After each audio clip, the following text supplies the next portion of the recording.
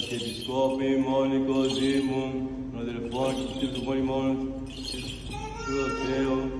και των μασκηνών του μονάχων, πάντα σεβών και ορθοδόξων χριστιανών, παιδικών και παιδικών κυρίας ταύτη,